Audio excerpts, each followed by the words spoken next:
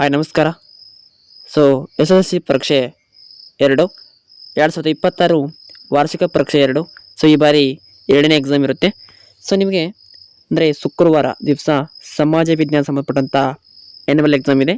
So ಪರೀಕ್ಷೆ 2 ಯಾರು ವಿದ್ಯಾರ್ಥಿಗಳು ಬರೆದು ಹಾಗೆ ಫಲಿತಾಂಶವನ್ನು ಉತ್ತಮಪಡಿಸುವಂಥ ವಿದ್ಯಾರ್ಥಿಗಳು, ಸೊ ಯಾವ ರೀತಿ ಪಾಸ್ ಆಗೋಂಥ ವಿದ್ಯಾರ್ಥಿಗಳು, ಸೊ ಇಂದಿನ ಸಬ್ಜೆಕ್ಟ್ ಸೋಷಿಯಲ್ ಸೈನ್ಸ್ ಸಂಬಂಧಪಟ್ಟಂಥ ಯಾವ ರೀತಿ ವಾರ್ಷಿಕ ಪರೀಕ್ಷೆ 2ರಲ್ಲಿ ನಾವು ಪಾಸ್ ಆಗಬೇಕು ಮತ್ತು ಉನ್ನತ ಸ್ಕೋರನ್ನು ಮಾಡ್ಕೋಬೇಕು ಎಂಬುದನ್ನು ಈ ವಿಡಿಯೋಲಿ ತಿಳಿಸ್ಕೊಡ್ತೀನಿ. ಸೊ ವಿಡಿಯೋನಲ್ಲಿ ಕೂಡ ಸ್ಕಿಪ್ ಮಾಡಿದೆ, ಸೊ ಕೊಂದರೆ ನೋಡಿ. ಸೊ ಬನ್ನಿ, ಇಂದಿನ ವಿಡಿಯೋದಲ್ಲಿ ಸಮಾಜ ವಿಜ್ಞಾನ ಸಂಬಂಧಪಟ್ಟಂಥ ವಾರ್ಷಿಕ ಪರೀಕ್ಷೆಯ ಬಹುಮುಖ್ಯ ಪ್ರಶ್ನೆಗಳನ್ನು ಈ ವಿಡಿಯೋದಲ್ಲಿ ತಿಳಿದುಕೊಳ್ಳೋಣ. ಸೊ ಎನಿ ಡೌಟ್ಸ್ ಇದ್ದರೆ ಕಮೆಂಟ್ ಮೂಲಕ ಮಾಹಿತಿನ ಕೊಡ್ಬೋದು. ಸೊ ಕಮೆಂಟ್ ಬಾಕ್ಸ್ನಲ್ಲಿ ಸೊ ಯಾವುದೇ ರೀತಿ ತೊಂದರೆಗಳು ಸಮಸ್ಯೆಗಳನ್ನು ನಮಗೆ ಆದಷ್ಟು ಮಾಹಿತಿನ ಕೊಡ್ತೀವಿ. ಸೊ ಬನ್ನಿ. ಸೊ ವಿದ್ಯಾರ್ಥಿಗಳ ಒಂದು ರಿಕ್ವೆಸ್ಟ್ ಅಂದರೆ, ನಮ್ಮ ಚಾನಲ್ನ ಫಸ್ಟ್ ಟೈಮ್ ನೋಡಿದರೆ ಸಬ್ಸ್ಕ್ರೈಬ್ ಮಾಡ್ಕೊಳ್ಳಿ. ಸೊ ಹಾಗೆ ವಿಡಿಯೋ ಇಷ್ಟ ಆದರೆ ಒಂದು ಲೈಕ್ ಮಾಡ್ಕೊಳ್ಳಿ. ಹಾಗೆ ಯೂಸ್ಫುಲ್ ಆಗಿದ್ದರೆ ನಿಮ್ಮೊಂದು ಫ್ರೆಂಡ್ಸ್ಗೆ ಶೇರ್ ಮಾಡ್ಕೊಳ್ಳಿ. ಸೊ ನಿಮ್ಮಲ್ಲಿ ರಿಕ್ವೆಸ್ಟ್ ಅಂದರೆ, ಸೊ ಆದಷ್ಟು ವಿದ್ಯಾರ್ಥಿಗಳು ಸೊ ನಿಮಗೆ ನಿಮ್ಮಲ್ಲಿ ಇರುವಂಥ ಒಂದು ಮೆಂಬರ್ಶಿಪ್ ಇದೆ, ಜಾಯಿನ್ ಬಟನ್ ಇದೆ, ಜಾಯಿನ್ ಆಗ್ಬೋದು. ಕೇವಲ ₹59 ಜಾಯಿನ್ ಬಟನ್ನ ಜಾಯಿನ್ ಆಗ್ಬೋದು. ಇದು ಕಂಪಲ್ಸರಿ ಅಲ್ಲ, ವಿದ್ಯಾರ್ಥಿಗಳಲ್ಲಿ ಕೈಯಲ್ಲಿ ಆದರೆ ಸಾಕು, ಅವ್ರ ಕಡೆ ಅಂದರೆ ಜಾಯಿನನ್ನು ಆಗ್ಬೋದು. ವಿದ್ಯಾರ್ಥಿಗಳು ಜಾಯಿನ್ ಬಟನ್ ಆಗಲು ಕೇವಲ ₹59 ನೀವು ಜಾಯಿನ್ ಬಟನ್ ಆದರೆ ನಾವು ಎಲ್ಲ ಪರೀಕ್ಷೆಯ ಕುರಿತು PUC ಇರ್ಬೋದು, ಫಸ್ಟ್ PUC ಹಿಡ್ಕೊಂಡು ಡಿಗ್ರಿವರೆಗೂ ಕೂಡ ನಾವೊಂದು ಎಜುಕೇಷನ್ಸ್ ಮೂಲಕ ಅಪ್ಡೇಷನ್ ಕೊಡ್ತೀವಿ. ಸೊ ಅದರಿಂದ ಲೆವೆಲ್ ಎಜುಕೇಷನ್ ಕನ್ನಡವನ್ನು ನೀವು ಮೆಂಬರ್ಶಿಪ್ಪನ್ನು ಪಡ್ಕೋಬೋದು. ಸೊ ಬನ್ನಿ, ಇಂದಿನ ವಿಡಿಯೋದಲ್ಲಿ ಸಮಾಜ ವಿಜ್ಞಾನ ಸಂಬಂಧಪಟ್ಟಂಥ ವಾರ್ಷಿಕ ಪರೀಕ್ಷೆಯ ಬಹುಮುಖ್ಯ ಪ್ರಶ್ನೆನ ತಿಳಿದುಕೊಳ್ಳೋಣ. ಸೊ 2026 ಪರೀಕ್ಷೆಯಲ್ಲಿ ಹೆಚ್ಚು ಬಾರಿ ಪ್ರಶ್ನೆಗಳನ್ನ ಕೇಳಲಾಗುತ್ತೆ.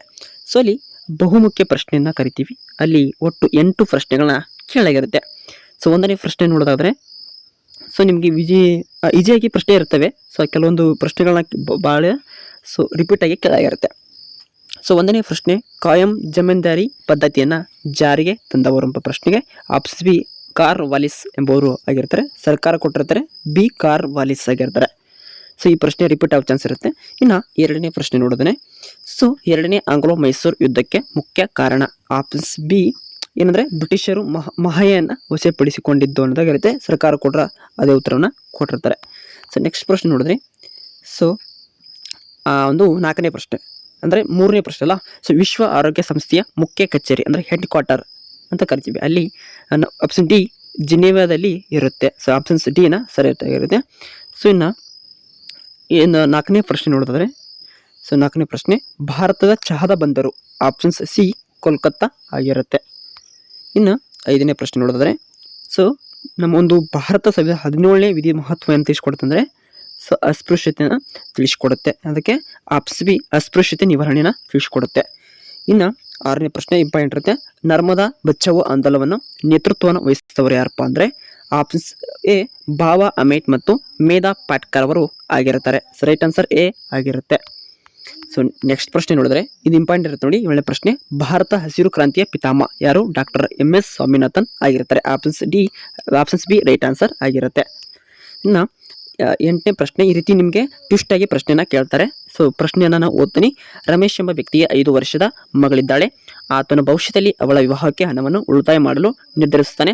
ಹಾಗಾದರೆ ಆತನು ತೆರೆಯಬೇಕಾದಂಥ ಸೂಕ್ತವಾದ ಬ್ಯಾಂಕ್ ಖಾತೆ ಅನ್ನೋದಕ್ಕೆ ಆವರ್ತನ ಠೇವಣಿ ಖಾತೆ. ಆಪ್ಷನ್ ಸಿ ರೈಟ್ ಆನ್ಸರ್ ಆಗಿ ನೋಡ್ಕೋಬೇಕು. ಇನ್ನು ರೋಮನ್ ನಂಬರ್ 2ರಲ್ಲಿ 1 ಅಂಕದ ಅಂದರೆ 1 ವರ್ಡ್ ಕ್ವಶನ್ಸ್ ಇರ್ತವೆ. ಒಟ್ಟು 8 ಪ್ರಶ್ನೆ ಇದೆ. ಪ್ರತಿಯೊಂದಕ್ಕೆ 1 ಅಂಕವನ್ನು ಸೊ ನಿಮಗೆ ಕೊಡಲಾಗುತ್ತೆ. ಸೊ ನಾವೀಗ ಅಲ್ಲಿ ಒಂದು ಪ್ರಶ್ನೆ ಅಲ್ಲಿ ಕೊಡೋದು. ಯಾವ ಪ್ರಶ್ನೆ ಇದು? 9ನೇ ಪ್ರಶ್ನೆ ಕೇಳಲಾಗಿದೆ. ಏನಂತ ಕೇಳಿದೆ? ಸತ್ಯಾರ್ಥ ಪ್ರಕಾಶ್ ಎಂಬ ಕೃತಿಯನ್ನು ಸೊ ದಯಾನಂದ ಸರಸ್ವತಿ ಅವರು ಬರೆದಿದ್ದಾರೆ. ಇನ್ನು ಎಲರ್ಟ್ ಮಸೂದೆಯನ್ನು ಮೂಲ ಉದ್ದೇಶವೇನು ಅಂದರೆ ಏಕರೂಪದ ಕಾನೂನು ವ್ಯವಸ್ಥೆಯನ್ನು ಜಾರಿಗೆ ತರುವಂಥದ್ದು. ಇನ್ನು 11ನೇ ಪ್ರಶ್ನೆ, ಸಾಮಾಜಿಕ ಸ್ತರ ವಿನ್ಯಾಸವು ಹೇಗೆ ರೂಪುಗೊಂಡಿದೆ ಎಂಬ ಪ್ರಶ್ನೆ ಇದೆ. ಸೊ ಅದಕ್ಕಿಂತ ಇಂಪಾರ್ಟೆಂಟ್ ಏನಪ್ಪ ಅಂದರೆ, ಸೊ ಇಲ್ಲಿ 12ನೇ ಪ್ರಶ್ನೆ, ನಿಶಸ್ತ್ರೀಕರಣ ಎಂದರೇನು? ತುಂಬಾ ಇಂಪಾರ್ಟೆಂಟ್ ಇರುತ್ತೆ, ನೋಡ್ಕೊಳ್ಳಿ. ಸೊ ಅಲ್ಲಿ ಉತ್ತರವನ್ನು ಕೊಟ್ಟಿರ್ತಾರೆ. ನಿರ್ದಿಷ್ಟ ಅಥವಾ ಎಲ್ಲ ಶಸ್ತ್ರಾಸ್ತ್ರಗಳನ್ನು ಕಡಿತಗೊಳಿಸುವ ಮತ್ತು ಸಂಪೂರ್ಣ ಇಲ್ಲವಾಗಿಸುವ ಪ್ರಕ್ರಿಯೆ ಆಗಿರುತ್ತೆ.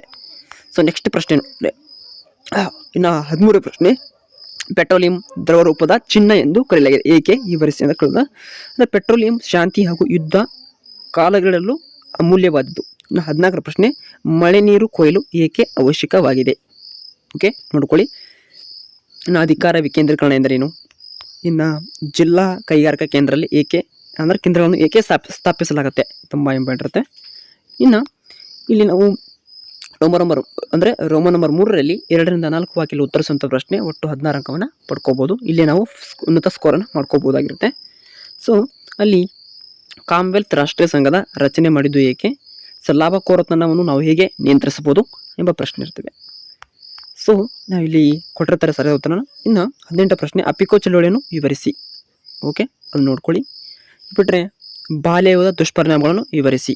ಓಕೆ, ಸೊ ನೆಕ್ಸ್ಟ್ ಪ್ರಶ್ನೆ ನೋಡೋಣ. ಅವುಗಳ ಉತ್ತರ ಇದೆ ನೋಡಿ ಮೇಲೆ. ಇನ್ನು 19 ಪ್ರಶ್ನೆ ಮೊದಲನೆಯ ಮಹಾಯುದ್ಧ ಪರಿಣಾಮಗಳೇನು, ತುಂಬಾ ಇಂಪಾರ್ಟೆಂಟ್ ಇರ್ತವೆ. ಅವುಗಳ ಉತ್ತರದಲ್ಲಿ ಕೊಟ್ಟಿರ್ತಾರೆ, ನೋಡ್ಕೋಬೇಕಾಗುತ್ತೆ. ಸೊ ಇಷ್ಟು ಉತ್ತರಗಳು.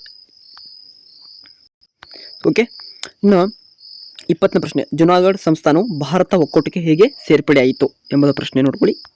ಇನ್ನು ಇತ್ತೀಚಿನ ವರ್ಷಗಳಲ್ಲಿ ಮಣ್ಣಿನ ಸವೆತವು ಅಧಿಕವಾಗುತ್ತದೆ ಏಕೆ, ಸೊ ಅದರ ಪರಿಣಾಮ ಕೇಳ್ಬೋದು, ದುಷ್ಪರಿಣಾಮ ಕೇಳ್ಬೋದು, ಮಣ್ಣಿನ ಸವೆತದ ದುಷ್ಪರಿಣಾಮನ ಕೇಳ್ಬೋದು.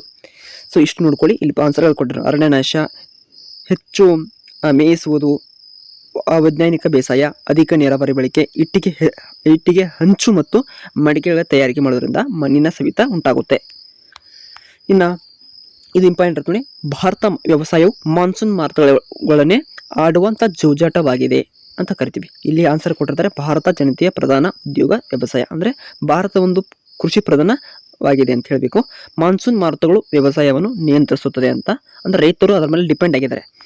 ಓಕೆ, ಮಳೆ ವಿಫಲವಾದರೆ ಬರಗಾಲ, ನಿಮಗೆ ಗೊತ್ತಿರುವ ಹಾಗೆ ನಮ್ಮ ಒಂದು ಉತ್ತರ ಕನ್ನಡ ಜಿಲ್ಲೆಯಲ್ಲಿ ಅತಿ ಮಳೆ ಕಡಿಮೆ ಆದರೆ ಬರಗಾಲ ಉಂಟಾಗುತ್ತೆ, ರೈತರಿಗೆ ಸಂಕಷ್ಟಕ್ಕೆ ಇದಾಗುತ್ತೆ. ಮಳೆ ಹೆಚ್ಚಾದಾಗ ಪ್ರಭಾವ ಪ್ರಾಣಹಾನಿ, ಆಸ್ತಿಗಳು ಹಾನಿ ಆಗ್ತವೆ. ಮಳೆ ಅನಿಶ್ಚಿತ, ಅಕಾಲಿಕವಾಗಿ ಅನಿಯಮಿತ, ಸೊ ಹೆಚ್ಚಾಗಿ ಮಳೆ ಬರೋದ್ರಿಂದ ಅದರಿಂದ ಇದು ನಮಗೆ ಇದಾಗುತ್ತೆ. ಅದಕ್ಕೆ ರೈತರು ಕೂಡ ಒಂದು ತೊಂದರೆಗಳ ಈಡು ಮಾಡುತ್ತೆ. ಅದಕ್ಕೆ ಮಾನ್ಸೂನ್ ಮಾರುತಗಳ ಆಡುವಂಥ ಜೂಜಾಟ ಆಗಿರುತ್ತೆ. ಇನ್ನು 23ನೇ ಪ್ರಶ್ನೆ ನೋಡೋಣ. ಸಾರ್ವಜನಿಕ ಹಣಕಾಸುಗಿಂತ ವೈಯಕ್ತಿಕ ಹಣಕಾಸು ಹೇಗೆ ಭಿನ್ನವಾಗಿದೆ ಎಂಬುದನ್ನು ವ್ಯತ್ಯಾಸ ಮೂಲಕ ತಿಳಿಸಬೇಕಾಗುತ್ತೆ. ಇಲ್ಲಿ ವೈಯಕ್ತಿಕ ಹಣಕಾಸು ಮತ್ತು ಸಾರ್ವಜನಿಕ ಹಣಕಾಸನ್ನು ಉತ್ತರ ಕೊಟ್ಟಿರ್ತಾರೆ. ಸೊ ನೋಡ್ಕೋಬೇಕು ಎಲ್ಲ ವಿದ್ಯಾರ್ಥಿಗಳು. ಇನ್ನು 24 ಪ್ರತಿ ವರ್ಷ ಮಾರ್ಚ್ 15ರಂದು ವಿಶ್ವ ಗ್ರಾಹಕರ ಹಕ್ಕುಗಳನ್ನಾಗಿ ನಾವು ಆಚರಿಸ್ತೀವಿ. ಹೌದು, ಹಾಗೆ ಉತ್ತರವನ್ನು ಅದನ್ನು ನಾವು ಅಲ್ಲಿ ಕೊಟ್ಟಿರ್ತಾರೆ. ಸೊ ನೋಡ್ಕೋಬೇಕಾಗತ್ತೆ. ವಿಶ್ವ ಗ್ರಾಹಕರ ಆಂದೋಲನವನ್ನು ಮಾರ್ಚ್ 15, 1962ರ ಮಹತ್ವ ದಿನವಾಗಿದೆ. ಇನ್ನು ರೋಮನ್ ನಂಬರ್ 4ರಲ್ಲಿ 6 ವಾಕ್ಯದಲ್ಲಿ ಉತ್ತರಿಸುವಂಥ ಪ್ರಶ್ನೆ 27 ಅಂಕವನ್ನು ಪಡ್ಕೋಬಹುದು. 25ನೇ ಪ್ರಶ್ನೆ ನಾಲ್ವಡಿ ಕೃಷ್ಣರಾಜ ಒಡೆಯರ ಆಳ್ವಿಕೆಯ ಮೈಸೂರನ್ನು ಮಾದರಿ ರಾಜನವಾಗಿ ಮಾಡಿತು, ಸಮರ್ಥಿಸಿ. ಇಂಪಾರ್ಟೆಂಟ್ ಇರುತ್ತೆ. ಭಾರತ ಸಾಮಾಜಿಕ ಸುಧಾರಣೆಯಲ್ಲಿ ರಾಜಾರಾಮ್ ಮೋಹನ್ ರಾಯ್ ಅವರ ಪಾತ್ರ 2ರಲ್ಲಿ ಇಂಪಾರ್ಟೆಂಟ್ ಇರ್ತದೆ. ಸೊ ಅಲ್ಲಿಗೆ ಉತ್ತರ ಕೊಟ್ಟಿರ್ತಾರೆ ನೋಡಿ. ಇವರು ವಿದ್ಯಾಭ್ಯಾಸವನ್ನು ವ್ಯಾಪಕವಾಗಿ ಹರಡಲು ಆಸಕ್ತರಾಗಿದ್ದರು. ಇವನ ಉತ್ತರ ನೋಡ್ಕೊಳ್ಳಿ ಅಥವಾ ಸ್ಕ್ರೀನ್ಶಾಟನ್ನು ತೆಗೆದುಕೊಂಡು ಅಭ್ಯಾಸ ಮಾಡಬೇಕಾಗತ್ತೆ. ಸೊ ನಾವು ನೆಕ್ಸ್ಟ್ ಪ್ರಶ್ನೆ ನೋಡಿದ್ರೆ ಭೂಬಳಿಕೆ ಮೇಲೆ ಪ್ರಭಾವ ಬೀರುವಂಥ ಅಂಶಗಳನ್ನ ಪಟ್ಟಿ ಮಾಡಿ. ತುಂಬಾ ಇಂಪಾರ್ಟೆಂಟ್ ಇದೆ. 3 ಅಂಕ ಪಡ್ಕೋಬಹುದು ಈಜಿಯಾಗಿ. ಇಲ್ಲಿ ಭೂ ಸ್ವರೂಪಗಳು ಪಾಯಿಂಟ್ ಕೊಟ್ಟಿರ್ತಾರೆ, ಸಬ್ ಪಾಯಿಂಟನ್ನು ಹೈಲೈಟ್ಸ್ ಮಾಡಿ ಬರೀಬೇಕಾಗತ್ತೆ. ಸೊ ಓಕೆ, ಸೊ ಇಲ್ಲಿ ನಾವು ಗ್ರಾಮೀಣಾಭಿವೃದ್ಧಿಯಲ್ಲಿ ಪಂಚಾಯತ್ ರಾಜ್ ಸಂಸ್ಥೆಗಳ ಮಹತ್ವವನ್ನು ಪಾತ್ರ ವಹಿಸುತ್ತವೆ ದೃಢೀಕರಿಸಿ. ಅಥವಾ ಭಾರತ ಅಭಿವೃದ್ಧಿಯ ಪಂಚವಾರ್ಷಿಕ ಯೋಜನೆಯನ್ನು ಮಹತ್ವ ವೆರಿ ಇಂಪಾರ್ಟೆಂಟ್ ಇರುತ್ತೆ ನೋಡಿ, ಪಂಚವಾರ್ಷಿಕ ಮಹಾಯೋಜನೆಗಳು. ಸೊ ನೆಕ್ಸ್ಟ್ ಪ್ರಶ್ನೆಯಲ್ಲಿ ಈಗ ಉತ್ತರ ಕೊಟ್ಟಿರ್ತಾರೆ. ಸೊ ಉತ್ತರನ ಹೆಚ್ಚಿನ ಪಾಯಿಂಟ್ ಆಗಿ ಬರೀಬೇಕಾಗತ್ತೆ. ಸೊ ಇನ್ನು ಬ್ಯಾಂಕ್ ಖಾತೆ ಅಂದರೆ ಬ್ಯಾಂಕ್ಗಳನ್ನು ತೆಗೆದರಿಂದ ಅಂದರೆ ಬ್ಯಾಂಕ್ ನಿರ್ವಹಿಸುವ ಕಾರ್ಯಗಳನ್ನು ವೆರಿ ಇಂಪಾರ್ಟೆಂಟ್ ಇರುತ್ತೆ ನೋಡಿ. ಅಥವಾ ಉದ್ಯಮಿಯ ಕಾರ್ಯಗಳ್ಯಾವು. ಇಲ್ಲಿ ಬ್ಯಾಂಕ್ ಕಾರ್ಯಗಳಂದ್ರೆ ಠೇವಣಿಗಳ ಅಂಗೀಕಾರ ಮಾಡ್ಕೊಳುತ್ತೆ, ಸಾಲಗಳನ್ನು ಕೊಡುವುದು, ಹಣದ ವರ್ಗಾವಣೆ, ಚೆಕ್ ಮತ್ತು ಹುಂಡಿಗಳ ಮೇಲೆ ಹಣ ವಸೂಲು ಮಾಡುವುದು, ಹುಂಡಿಗಳನ್ನು ಸೋಳಿ ಮಾಡುವುದು, ಭದ್ರತಾ ಕಪ್ಪಾಡಿಗಳಿಗೆ ಕಾಪಾಡುತ್ತೆ, ರಕ್ಷಣೆ ಕೊಡುತ್ತೆ. ವಿದೇಶಿ ವಿನಿಮಯ ವ್ಯಾಪಾರ ಅಂದರೆ ಫಾರಿನ್ ಎಕ್ಸ್ಚೇಂಜ್ ಮಾಡುತ್ತೆ. ಬೆಲೆ ಬಾಳುವಂಥ ಅಂದರೆ ಚಿನ್ನ, ಬಂಗಾರ, ಬೆಳ್ಳಿ ಬಂಗಾರಗಳನ್ನ ಇದು ಮಾಡ್ಕೊಳುತ್ತೆ. ಸಾಲಪತ್ರ ಅಂದರೆ ಡಿಬೆಂಚರ್ಸ್ಗಳನ್ನ ಇದು ಮಾಡ್ಕೊಳುತ್ತೆ. ಸರ್ಕಾರದ ಹಣಕಾಸು ವ್ಯವಹಾರ ನಡೆಸುತ್ತೆ. ಯಾವುದಾದ್ರು 6 ಬರೀಬೇಕು. ಸೊ ಅಷ್ಟು ನೋಡ್ಕೊಳ್ಳಿ. ಇನ್ನು ಸಹಾಯಕ ಸೈನ್ಯ ಪದ್ಧತಿಯ ನಿಬಂಧನೆಗಳ್ಯಾವು, ತುಂಬಾ ಇಂಪಾರ್ಟೆಂಟ್ ಇರ್ತವೆ. ಸೊ ನೋಡ್ಕೊಳ್ಳಿ ನೋಡಿ. ಬ್ರಿಟಿಷ್ ಸೈನಿಕ ತುಕಡಿಯನ್ನು ರಾಜ್ಯವನ್ನು ಇರಿಸಿಕೊಳ್ಬೇಕಾಗತ್ತೆ. ಸೊ ಅದರ ವೇತನ ವೆಚ್ಚವನ್ನು ತಾನ ಭರಿಸಬೇಕಾಗತ್ತೆ. ಇಲ್ಲಿ ನೋಡಿ ಕೊಟ್ಟಿರ್ತಾರೆ, ಅವ್ನು ನೋಡ್ಕೊಳ್ಳಿ. ಇನ್ನು 30ನೇ ಪ್ರಶ್ನೆ ಪ್ಲಾಸ್ಟಿಕ್ ಕದನಕ್ಕೆ ಕಾರಣಗಳ್ಯಾವು, ಅದರ ಫಲಿತಾಂಶಗಳನ್ನ ಕೆಳಗಿದೆ. ಸೊ ನೋಡ್ಕೊಳ್ಳಿ. ದಸ್ತಗಳ ದುರುಪಯೋಗ, ಅನುಮತಿ ಇಲ್ಲದೆ ಕೋಟೆಯ ದುರಸ್ತಿ ಅಂತ ಇರುತ್ತೆ. ಕಪ್ಪು ಕೋಣೆಯ ದುರಂತ. ಓಕೆ, ಇದನ್ನು ಫಲಿತಾಂಶಗಳು ಕೊಟ್ಟಿರ್ತಾರೆ, ಅವು ನೋಡ್ಕೋಬೇಕಾಗುತ್ತೆ. ಇನ್ನು 31ನೇ ಪ್ರಶ್ನೆ ರಷ್ಯಾವು ಭಾರತಕ್ಕೆ ಹಲವು ಸಂದರ್ಭದಲ್ಲಿ ಸಹಕರಿಸುತ್ತಾ ಬಂದಿದೆ, ಹೇಗೆ ಉತ್ತರವನ್ನು ಪ್ರಸ್ತುತಪಡಿಸಬೇಕಾಗತ್ತೆ. ಸೊ ನೋಡ್ಕೊಳ್ಳಿ. ಇನ್ನು ನಿರುದ್ಯೋಗ ಸಮಸ್ಯೆ ಹೆಚ್ಚಾಗುತ್ತಿದೆ, ಪರಿಹಾರ ಉಪಾಯಗಳ್ಯಾವು, ಅಥವಾ ಅಲ್ಲಿ ಉತ್ತರ ಕೊಟ್ಟದ್ರಲ್ಲಿ ಜನಸಂಖ್ಯೆ ನಿಯಂತ್ರಣ ಮಾಡುವಂಥದ್ದು. ಹಾಗೆ ಗುಡಿ ಕೈಗಾರಿಕೆಯನ್ನು ಪ್ರೋತ್ಸಾಹ ಕೊಡುವುದು, ಕೃಷಿ ಕ್ಷೇತ್ರ ಅಭಿವೃದ್ಧಿ ಮಾಡ್ಕೊಳ್ಳೋದು, ಹಾಗೆ ಕೈಗಾರಿಕಾ ಕ್ಷೇತ್ರನ ಅಭಿವೃದ್ಧಿ ಮಾಡೋದು, ಅಂದರೆ ಶೈಕ್ಷಣಿಕವಾಗಿ ಶಾಲಾ ಕಾಲೇಜುಗಳನ್ನ ಸ್ಟಾರ್ಟ್ ಮಾಡ್ಕೊಳ್ಳೋದು, ಪಂಚವಾರ್ಷಿಕ ಯೋಜನೆಯನ್ನು ಪ್ಲಾನಿಂಗ್ ಮಾಡ್ಕೊಳ್ಳೋದು, ವೃತ್ತಿಪರ ಶಿಕ್ಷಣಕ್ಕೆ ಪ್ರೋತ್ಸಾಹ ಕೊಡೋದು, ಗ್ರಾಮೀಣಾಭಿವೃದ್ಧಿ ಯೋಜನೆ ಹಾಕಿಕೊಳ್ಳುವುದು, ಉದ್ಯೋಗ ಖಾತರಿ ಯೋಜನೆನ ನೋಡಬಹುದು. ಪ್ರಧಾನಮಂತ್ರಿ ಉದ್ಯೋಗ ಖಾತರಿ ಯೋಜನೆ ಜಾರಿ ತಂದಿದ್ದಾರೆ. ಇನ್ನು ಅರಣ್ಯ ಸಂರಕ್ಷಣೆ ವಿಧಾನಗಳು ಯಾವ ವಿವರಿಸಿ, ವೆರಿ ಇಂಪಾರ್ಟೆಂಟ್ ಇರುತ್ತೆ. ಅಲ್ಲಿ ನೋಡಿ ಕಾಡ್ಗಿಚ್ಚು ನಿಯಂತ್ರಣ ಮಾಡ್ಕೊಳ್ಬೇಕಂದ್ರೆ ಮರ ಕಡಿಯೋದು, ಮರಕ್ಕೆ ಅಂದರೆ ಕಾಡುಗಳಿಗೆ ಬೆಂಕಿ ಹಚ್ಚೋದನ್ನ ಕಡಿಮೆ ಮಾಡಬೇಕಾಗತ್ತೆ, ಮರಗಳನ್ನ ಕಡಿಯೋದು ಕಡಿಮೆ ಮಾಡಬೇಕಾಗತ್ತೆ, ಸಸಿಗಳನ್ನ ನೆಡಬೇಕಾಗತ್ತೆ, ಬೀಜಗಳನ್ನು ಹರಡುವುದು, ಕಾನೂನು ಬಾಹಿರವಾಗಿಂತ ಕಡಿಯೋದನ್ನು ನಿಯಂತ್ರಿಸಬೇಕು, ಮರ ಕಡಿಯೋದು, ವುಡ್ ಕಟ್ಟರ್ಸ್ ಅಂತ ಕರಿತೀವಲ್ಲ, ಸಾಕು ಪ್ರಾಣಿ ಮೇಯಿಸುವಿಕೆ ಅಂದರೆ ದನಕರಗಳನ್ನು ಮೇಯಿಸು ಕಡಿಮೆ ಮಾಡಬೇಕು, ಮರ ನಡೆಸಬೇಕು, ಅರಣ್ಯ ಪ್ರಾಮುಖ್ಯತೆಯನ್ನು ತಿಳುವಳಿಕೆ ಮಾಡಬೇಕು. ಎಲ್ಲ ಒಂದು ಶಾಲಾ ಕಾಲೇಜುಗಳಲ್ಲಿ ಅರಣ್ಯ ಸಂರಕ್ಷಣೆಗೆ ಪ್ರಾರಂಭಿಸುವುದು, ಸಾಮಾಜಿಕ ಅರಣ್ಯ ಯೋಜನೆ ಹಾಕಿಕೊಳ್ಳುವುದು. ಸರಿ, ನೆಕ್ಸ್ಟ್ ಪ್ರಶ್ನೆ ನೋಡಿದ್ರೆ ಇಲ್ಲಿ 8 ವಾಕ್ಯದಲ್ಲಿ ಉತ್ತರಿಸೋ ಪ್ರಶ್ನೆ 16 ಪ್ರಶ್ನೆಗಳು, 16 ಅಂದರೆ 4 ಅಂಕ ಇರುತ್ತೆ ಬೆಲೆ, ಒಟ್ಟು 16 ಅಂಕವನ್ನು ಪಡ್ಕೋಬಹುದು. ಹೀಗೆ ಭಾರತ ಸ್ವತಂತ್ರ ಹೋರಾಟದಲ್ಲಿ ತೀವ್ರವಾದಿಗಳ ಪಾತ್ರ ಅಥವಾ ಬಿಟ್ಟಿನ ಕೇಳ್ತಾರೆ ನೋಡಿ, 2ರಲ್ಲಿ ಒಂದು ಭಾರತದಲ್ಲಿ ಬ್ರಿಟಿಷ್ ಶಿಕ್ಷಣ ಪರಿಣಾಮಗಳು, ವೆರಿ ಇಂಪಾರ್ಟೆಂಟ್ ಅದು. 2ರಲ್ಲಿ ಯಾವ ಅಂದರೆ ಇವೆರಡರಲ್ಲಿ ಇಂಪಾರ್ಟೆಂಟ್ ಇರುತ್ತೆ ನೋಡಿ, ಇಲ್ಲಿ ಮಾಧ್ಯಮಗಳ ಪಾತ್ರವನ್ನು ಬರೀಬೇಕಾಗತ್ತೆ. ಓಕೆ, ಸೊ ನೆಕ್ಸ್ಟ್ ಪ್ರಶ್ನೆ ನೋಡೋಣ. ಇನ್ನು ಭಾರತ ಪ್ರಥಮ ಸ್ವತಂತ್ರ ಸಂಗ್ರಾಮ ಹಲವು ಕಾರಣಗಳಿಂದ ವಿಫಲವಾಯಿತು, ಸ್ಪಷ್ಟೀಕರಿಸಿ, ವೆರಿ ಇಂಪಾರ್ಟೆಂಟ್, 4 ಅಂಕ ಇರುತ್ತೆ. ನೋಡ್ಕೊಳ್ಳಿ, ಅಲ್ಲಿ ಉತ್ತರ ಇದು ಇಡೀ ದೇಶ ಅಂತ ವ್ಯಾಪಿಸ್ತಿರಲ್ಲ, ಯುದ್ಧ ಇಡೀ ದೇಶದಲ್ಲಿ ವ್ಯಾಪಿಸ್ತಿರಲಿಲ್ಲ, ಅಲ್ಲಿ ಸ್ವಹಿತಾಸಕ್ತಿ ಇರಲಿಲ್ಲ, ಯೋಜಿತ ದಂಗೆ ಆಗಿರಲಿಲ್ಲ, ಅಂದರೆ ನಿರ್ದಿಷ್ಟ ಒಂದು ಗುರಿ ಹೊಂದಿರಲಿಲ್ಲ. ಇದು ಬ್ರಿಟಿಷ್ ಸೈನಿಕರಲ್ಲಿ ಒಗ್ಗಟ್ಟನ್ನು ಹೊಂದಿರಲಿಲ್ಲ, ಭಾರತೀಯ ಸೈನಿಕರಲ್ಲಿ ಒಗ್ಗಟ್ಟಿನ ಕೊರತೆ, ಸೂಕ್ತ ಮಾರ್ಗದರ್ಶನ ಗೈಡ್ ಮಾಡೋರು ಇದ್ದಿದ್ದಿಲ್ಲ. ಸೊ ನೋಡ್ಕೋಬೇಕು, ಅಲ್ಲಿ ಯುದ್ಧದ ಒಂದು ಪರಿಣಿತಿ ಕೊರತೆ, ಅಲ್ಲಿ ನಿಶ್ಚಿತ ಗುರಿ ಇರಲಿಲ್ಲ, ಸೂಕ್ತ ಸೇನಾ ನಾಯಕತ್ವನ ಲೀಡರ್ ಇದ್ದಿಲ್ಲ, ಇದು ಲೀಡರ್ ಕೊರತೆಯಿಂದ ಒಂದು ಯುದ್ಧ ವಿಫಲವಾಯಿತು. ಇನ್ನು 36 ಪ್ರಶ್ನೆ, ಮಹಿಳೆಯರ ಸ್ಥಾನಮಾನವನ್ನು ಉತ್ತಮಪಡಿಸಲು ಸರ್ಕಾರವು ಹಲವಾರು ಯೋಜನೆ ಕೈಗೊಂಡಿದೆ, ವೆರಿ ಇಂಪಾರ್ಟೆಂಟ್ ಇರುತ್ತೆ, 4 ಅಂಕ ಪಡ್ಕೋಬಹುದು. ಇದು ಫಿಕ್ಸ್ ಇರುತ್ತೆ ನೋಡಿ ಎಕ್ಸಾಮಲ್ಲಿ.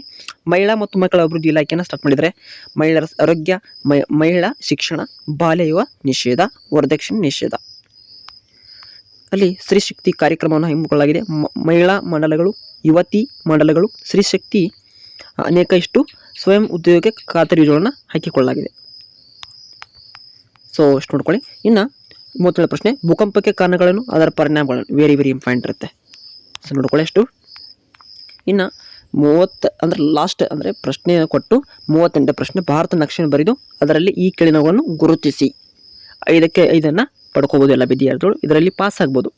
ಇಲ್ಲಿ ಏರಿಕೆ ಇದ್ದರೆ 23.1ರಷ್ಟು ಉತ್ತರ ಅಕ್ಷಾಂಶ, ಕೊಂಕಣ ತೀರ, ಹಿರಾಕುಡ್ ಯೋಜನೆ, ಅಮೃತ್ಸರ್ ಅನ್ನು ಕೇಳಲಾಗಿತ್ತು. ಸೊ ನಿಮಗೆ ಒಂದು ಮ್ಯಾಪ್ ಕೊಟ್ಟಿರ್ತಾರೆ ಲಾಸ್ಟ್ನಲ್ಲಿ, ಆ ಮ್ಯಾಪ್ನಲ್ಲಿ ನೀವು ಈ ರೀತಿ ಅದನ್ನು ಯಾವ ರೀತಿ ಮಾಡ್ಬೇಕು ಅಂದರೆ ABCD ಅಲ್ಲಿ ಯೂಸ್ ಮಾಡಿ, ಫಾರ್ಮ್ಯಾಟಲ್ಲಿ 1, 2, 3 ಅಂತ ಯೂಸ್ ಮಾಡಬೇಡಿ, ಅಲ್ಲಿ ABCD ಅಂತ ಯೂಸ್ ಮಾಡಿ. ಓಕೆ, ಸೊ ಇಲ್ಲಿ ಯೂಸ್ ಮಾಡಿದ್ದಾರೆ ನೋಡಿ, ಯಾವ ರೀತಿ ಯೂಸ್ ಮಾಡಿದ್ದಾರೆ ಅಂತ ತೋರಿಸ್ಕೊಡ್ತಿದ್ದೀನಿ. ಸೊ ಇದೇ ರೀತಿ ಫಾರ್ಮ್ಯಾಟಲ್ಲಿ ಯೂಸ್ ಮಾಡಿ ನೋಡಿ. ಅಮೃತ್ಸರ್ ಎಲ್ಲಿದೆ, 23 ಉತ್ತರ ಅಕ್ಷಾಂಶ ಮತ್ತು ಹಿರಾಕುಡ್ ಯೋಜನೆ, ಕೊಂಕಣ ತೀರ. ಓಕೆ, ಇನ್ನೊಂದು ಎಲ್ಲಿದೆ ಅಂದರೆ, ಸೊ ಒಟ್ಟು ಒಂದು ಕರ್ನಾಟಕದಲ್ಲಿ ಒಂದು ಕೇಳ್ತಾರೆ, ಉಳಿದೆಲ್ಲ ಬೇರೆ ಭಾಗದಲ್ಲಿಂದ ಕೇಳಲಾಗತ್ತೆ ಈ ಮ್ಯಾಪ್ನಲ್ಲಿ ನೋಡ್ಕೊಳ್ಳಿ. ಇನ್ನು ವಿದ್ಯಾರ್ಥಿಗಳು ಇಲ್ಲಿಂದ ಇನ್ನೂ ಪ್ರಶ್ನೆ ಓದ್ಕೋಬೇಕು ನೋಡಿ, ಯಾವುದಂದರೆ ಸ್ವಲ್ಪ ನಾನು ಹೈಲೈಟ್ ಮಾಡ್ತೀನಿ. ಇದನ್ನು ದೃಷ್ಟಿ ವಿಕಲಚೇತನ ವಿದ್ಯಾರ್ಥಿಗಳು ಕೇಳಿದ್ದಾರೆ, ಅಂದರೆ ಸೊ ನಿಮಗೆ ಕಣ್ಣಿನ ಕೊರತೆ ಅಂತ ವಿದ್ಯಾರ್ಥಿಗಳಿಗೆ ಈ ಪ್ರಶ್ನೆ ಕೇಳಲಾಗಿತ್ತು. ಸೊ ವಿದ್ಯಾರ್ಥಿಗೆ ಈ ಪ್ರಶ್ನೆಯನ್ನು ಕೂಡ ಕೇಳಬಹುದು.